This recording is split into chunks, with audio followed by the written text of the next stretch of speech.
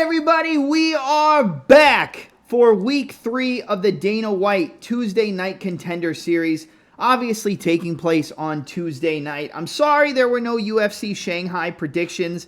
I just didn't really have time to do the breakdown the way that I wanted to, but I did post my picks in the community section of my page. I think it was like 7 and 6 or something like that. Not amazing, not bad. You know, I wasn't too high on this card to begin with. But, yeah, Johnny Walker, one calf kick changed history. And that calf kick really shut down the game of Zhang Mingyang. And then he just beat him up. And, I mean, people could sit there and say Zhang's a fraud. Zhang is this, Mingyang is that. But at the end of the day, if you've never been hit with a calf kick, you really can't say anything. And it is a debilitating strike. Like, I mean, we've seen it plenty of times. Anthony Smith, Johnny Walker, not Johnny Walker, Anthony Smith, Jimmy Crute is a good example of a good jab and a good calf kick. The 5th round of Adesanya and Pereira. I mean, there's multiple examples that we could go back in time. Benson Henderson, probably the innovator, and at least the innovator of the calf kick in the UFC. But, yeah, let's talk about Contender Series. So last week, 5-0 on the picks. Didn't predict exact finishes for people, but so far 9-1 on the 10 fights that have taken place on the Contender Series. I'm looking to keep that track record up. This week is a little bit weird. A lot of heavy favorites, a lot of people who are expected to win. I see most of them getting their hands raised, but we'll talk about the ones that are going to win when we get there, or at least the ones we think are going to win. But again, 5 fights back on Tuesday, so let's kick it off with the first fight up. We're going to talk about a battle in the heavyweight division. You have a fight between Darian Abbey taking on Dante Johnson. 7-4 for Darian, 5-0 for Johnson. I know Johnson is 5-0, but if you go back and you watch his amateur fight over in APFC, he did get knocked out with a head kick from DeMonte Moses Jr. That was back in June of 2023, so he got head kicked in the first round and has been knocked out before. But again, when he moves over to the pro ranks, I mean, he's finishing everybody in the first round. Knockout, ground and pound, strikes. I mean, he's coming forward, and he kind of reminds me of like a Daniel Cormier style of striking. And I know what you're going to say. Well, Cormier wasn't really a striker. He was a wrestler, but he's very short, muscular, compact, and a little bit chubby. And that's kind of what DC was, right? DC with the high guard walking forward, slipping left and right, and just trying to get on the inside and piece you up. Single collar clinch, uppercuts, right hand over the top, left hook to the body, rip into the body, knees, elbows. And I think that's what he's going to try to do here against his opponent, right? Like, I think Darian Abbey can win this fight by staying on the outside. I don't think you want to take Dante Johnson to the ground. I don't really think you're going to have any success taking Dante Johnson to the ground. I think Abbey's going to want to stay on the outside, use his stick, use the jab, use long-range weapons, and try to get Dante Johnson to walk into a shot, right? Use your jab, use your right hand, use the 1-2 switch stance, front kicks to the body, push kicks or snap kicks to the body, to the breadbasket. Use your 1-2 finish with a leg kick. Follow back up with a jab so the opponent can't walk forward and get in close.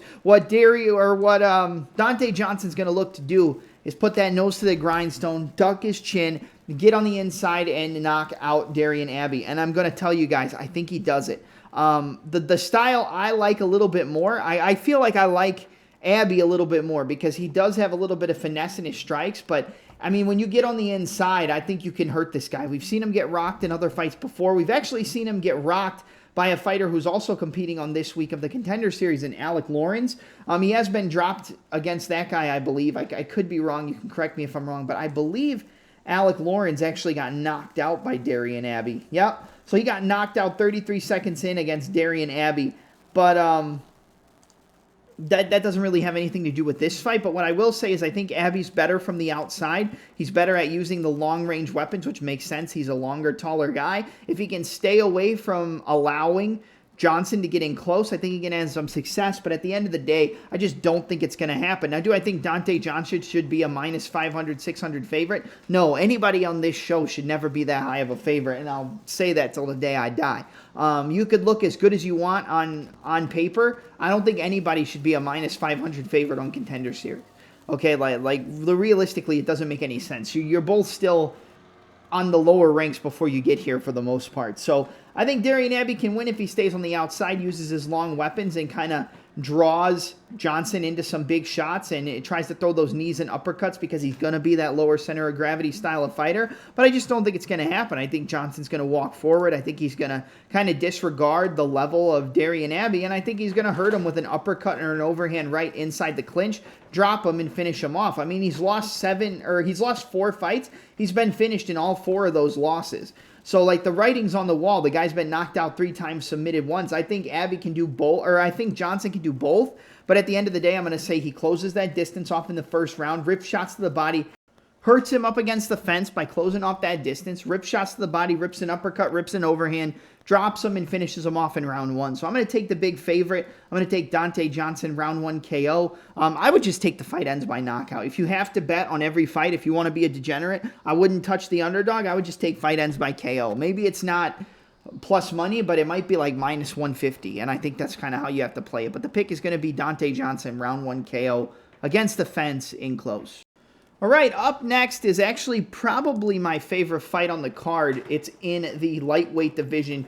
You have a battle between the 13-1 Christian Perez taking on the 12-1 Manuel Sousa. Now, Sousa is a popular pick this week.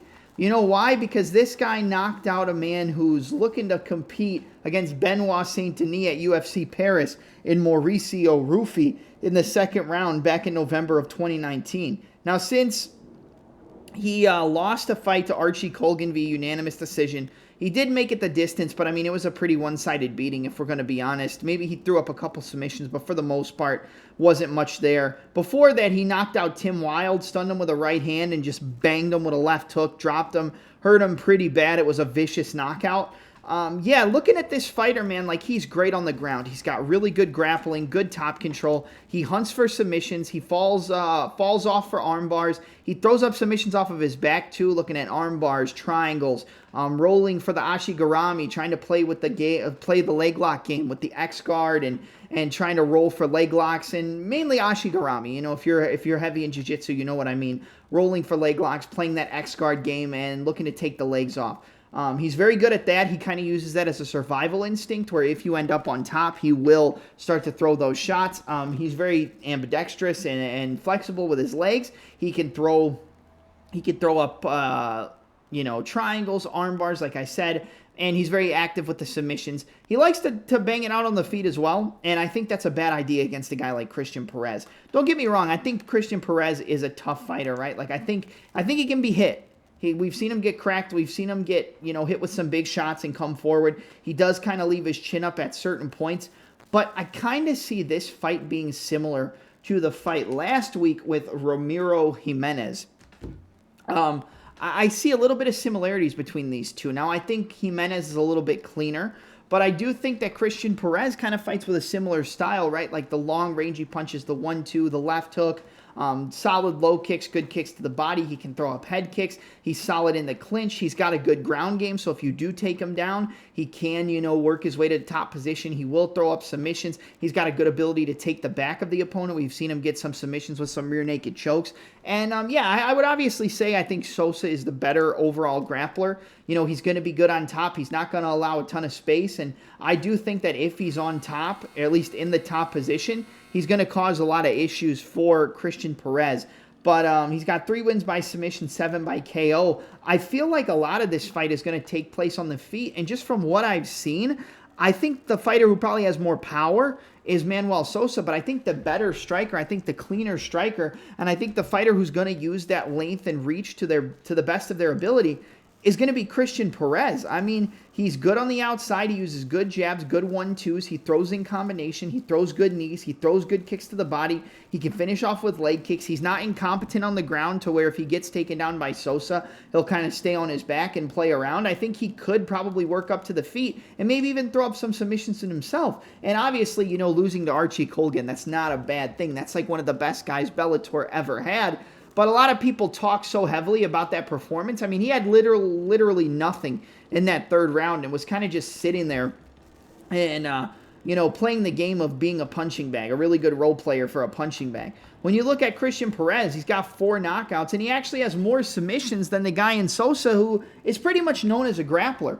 On the feet, it's big left hooks, big right hands, throwing big bombs. And yes, I think Christian Perez does that at the same time. He does throw big hooks, does throw big uppercuts, does throw in heavy combinations, but I just feel like he's a little bit cleaner, and his straight punches are solid. He can hurt you with a straight shot and sit you down. There's really no wind up in his straight punches, but he can mix it up a little bit between the brawler and the technical striker. And I think he's going to be able to use that length and reach, and I think he's going to be able to use those long-range weapons and potentially some low kicks as well to just kind of wear out Manuel Sousa. I think he's going to rip to the body, rip up top, 1-2 down the middle, solid low kick, cross to the lead body kick. I think he will get taken down, but I think he'll work his way back up to the feet. And at the end of the day, I'm going with the over 2-1 underdog in Christian Perez to win this fight. I just think he's better on the feet. I think the majority of this fight probably takes place on the feet. And even if it does go to the ground, I don't think this guy is awful on the ground where he's going to get, dominated and subbed by a guy where he's got more submissions than him. So, yeah, I'm going to take the guy who I think is more well-rounded, and that's Christian Perez.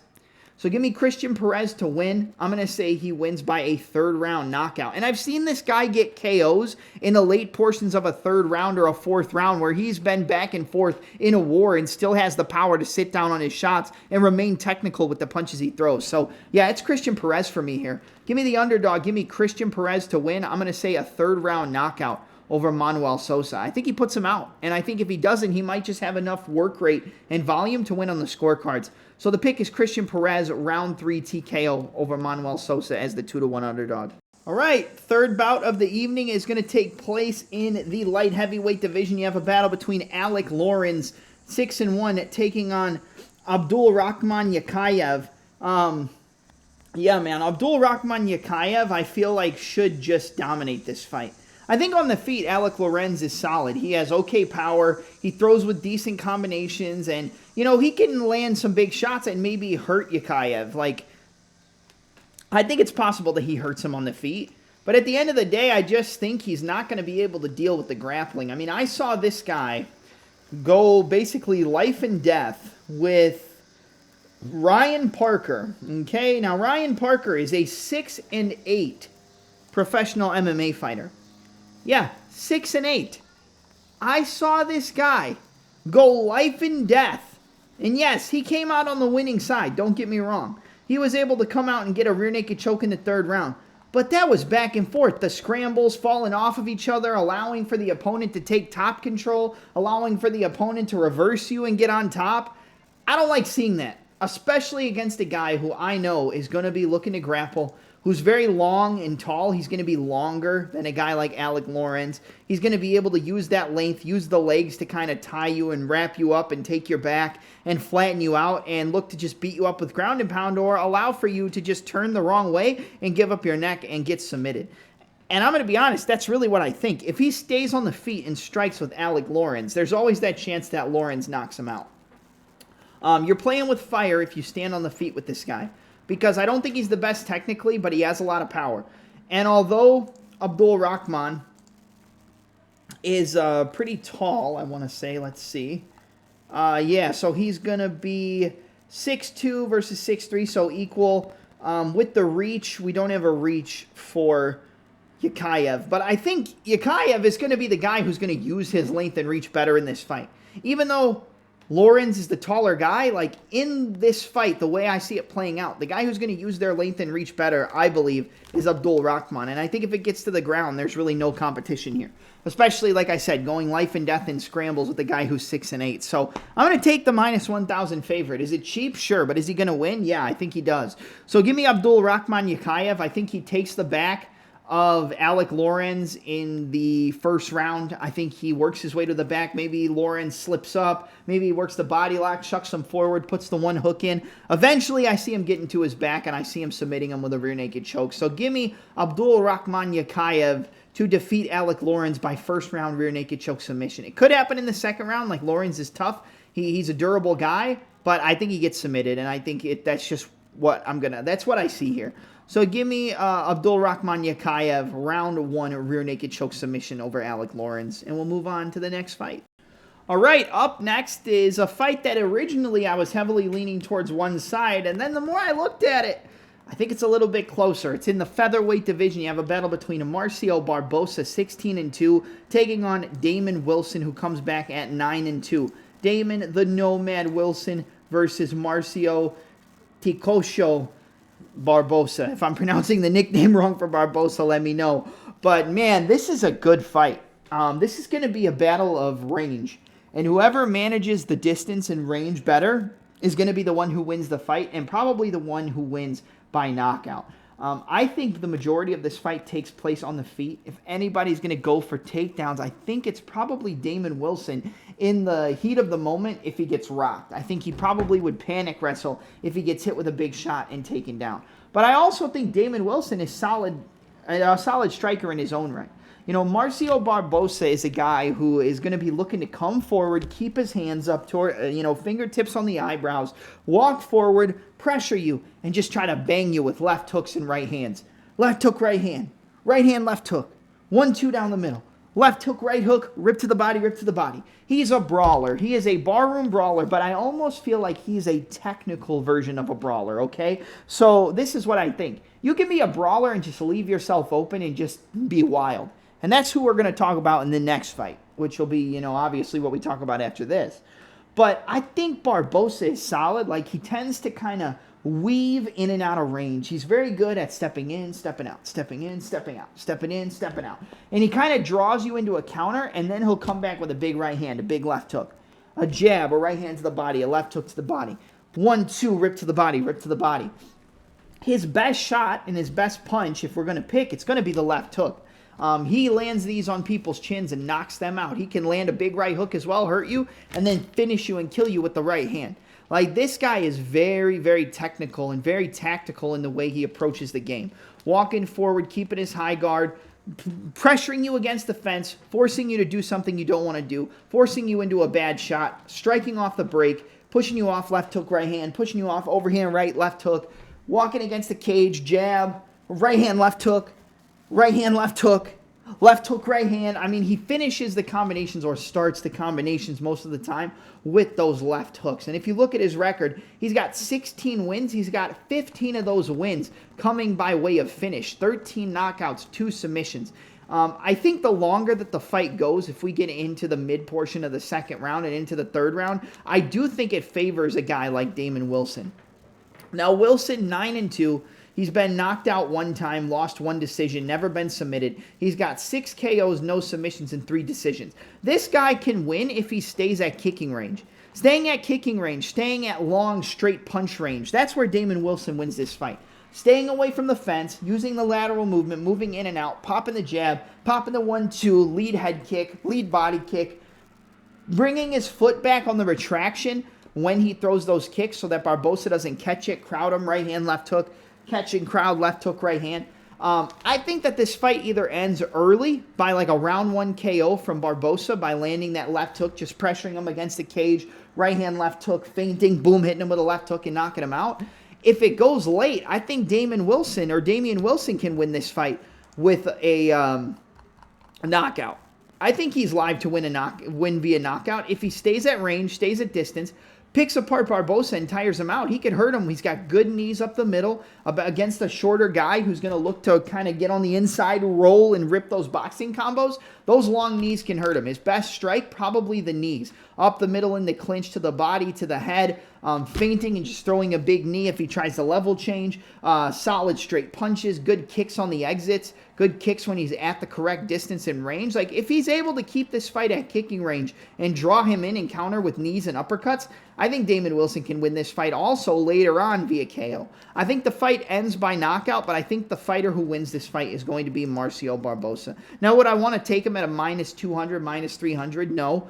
If I'm going to play anything on this fight from a gambling perspective, I'm going to take probably the fight to end by knockout. I think that's the best way to play this fight. That's kind of where I would put it, or that's kind of what I would do if I had to play this fight. I would just play fight ends by KO, because I think that's probably how this fight ends from either side, either a late attritional KO from Wilson, just picking him apart, tiring him out, and knocking him out, or Barbosa pressuring, pushing him against the fence, and getting on the inside and landing one of those big left hooks or the overhand rights and knocking him out. I'm going to take Marcio Barbosa. I'm going to take him by first-round knockout against Damon Wilson. I just think he's going to be able to close the distance. He's going to be able to close off that distance in range, and he's going to land that big shot that puts him down and knocks him out, probably up against the fence.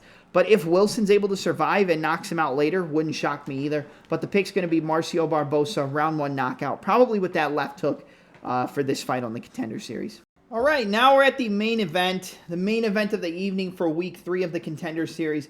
You have a battle between Trent Miller and Ryan Gandra, sorry. Trent Miller versus Ryan Gandra. 7-1 for Gandra, 8-2 for Trent Miller. You look at Miller's record, he's got 6 wins by knockout, 1 by submission, 1 by decision. You look at Ryan Gandra's record, and he's got 7 wins, 1 loss, 3 by KO, 2 by submission, and 2 by decision. Ryan Gandra is one of those fighters where, like, if you looked at the Just Bleed meme for MMA, that's what this guy is. He just walks forward, big left and right hooks, big looping punches, and just tries to overwhelm you and put you away. Now, I'll say I think Trent Miller is probably the better fighter from a technical level, okay? I think that he probably has the much better grappling. The smart idea for Miller is to fake, take him down, get on top, and just keep that top pressure, right? Get in the half guard, get in the mount, keep the top pressure, land some ground and pound, and look for a submission, or potentially just a ground and pound finish. Like, if you're going to beat that guy, that's how you beat him. Take him down, get on top, and look to submit him. Because I think that's where he has the biggest advantage, at least from what I've seen. Ryan Gandra's not good, okay? He's not good. I think the better technical fighter is Trent Miller. Like, technique-wise, better kicks, better straight punches, better combinations. I really just think, like I said, Ryan Gandra is just a Just Bleed fighter. And the UFC wants him to win because the UFC wants guys who finish fights. And don't get me wrong, he finishes fights, but he's just a little bit goofy when he does it, okay? He kind of reminds me of, like, Ibo Aslan, okay? I've said from day one, I don't like that fucker. I don't like Ibo Aslan. I don't think he's good. I don't think he's good enough to be in the UFC. I never did. But he's got a lot of power, and he throws big punches, and he looks for knockouts. And if he doesn't knock you out, guess what? He's not going to fucking win. And that's what I see from Gandra. If he doesn't knock you out, he's probably going to win. I think Trent could take him down. I think he should take him down. And I think he has a huge advantage on the ground. I think that he's the better striker at distance. I think he's the better fighter when he does get the fighters to the ground. But at the end of the day, I just think Gandra's going to knock him out. I think it's going to be a meme style of fight where you think like, oh, maybe I should take a shot on the underdog in Miller. Don't do it. Because I think Miller's going to stand there. He's going to allow for Gandra to close the distance. And I just think a big, huge combination of like 6 or 7 punches is just going to sit down Miller in the first round. And that's going to be the end of the fight. I could sit here and break it down, analyze, give you some analytical information. And there's no point. Because these guys just, neither of them are good. Really, neither of them are good. And I'm just going to go with the guy who I think can finish, who has a higher probability of finishing the fight early. And that's Ryan Gandra. If it goes to a decision, I think Miller wins. But I don't think it's going to. So give me Ryan Gandra to win round 1 knockout. But I don't, like the last 2 main events, I didn't think were going to a decision. They went to a decision. So maybe this fight goes the distance. If it does, Miller probably wins. Like I said, I think he's better, and I think he's got the much better grappling and top pressure. But at the end of the day, I'm going to pick Ryan Gandra to win. I'm going to take him by round 1 knockout. I think he closes the distance, gets him up against the cage, unleashes like a 6 or 7 punch combo, and puts him down. So Ryan Gandra, round 1 KO. All right, that's it for my week 3 predictions for Dana White Contender Series. Don't forget to like, comment, subscribe, smash the notification bell so you don't miss any future uploads from the premier mixed martial arts and pro wrestling channel on YouTube. More pro wrestling videos will be coming soon. I'm your host, Double M, and I'm out. Let's keep up the momentum on week 3 of the Contender Series.